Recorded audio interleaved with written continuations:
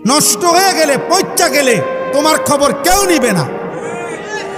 স্বার্থপর এই দুনিয়া, কারো হাতে টাইম নাই। তুই বেটা নারী দেখতে দেখতে, উলঙ্গ ছবি দেখতে দেখতে তোর হাত তোর লজ্জাস্থানে নাপাক নষ্ট করতে করতে পয়চা যদি গল্লেও যাও, শরীর জীবন যৌবন শেষ করে ফেলো, কারো হাতে টাইম নাই তোর খবর নেওয়ার বেটা। স্বার্থপর এই দুনিয়া, স্বার্থপর।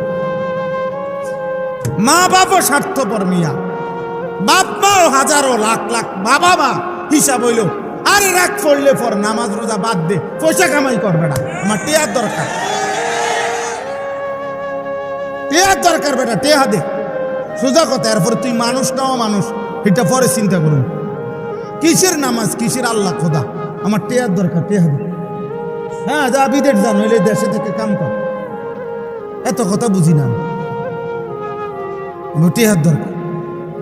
স্বার্থপর দুনিয়া। তুমি নষ্ট হয়ে গেলে কেউ ভাবার টাইম নাই, কারো টাইম নাই, কারো টাইম নাই।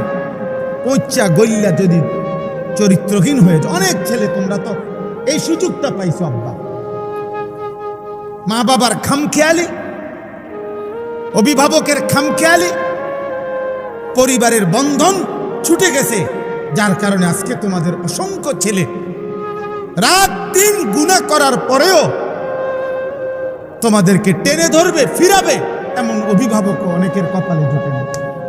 365 দিনে খোদার 1 বছরে নামাজ পড়ে নাই, একদিনও ফজরের নামাজ, কিন্তু মানুষরূপী এই হাইওয়ানকে, আহারে তোর কপালে একটা মানুষ জুটে নাই যে তারে হাত ধরে বলবে, কিরে আব্বা তুই কোনোদিন ফজর করবি না?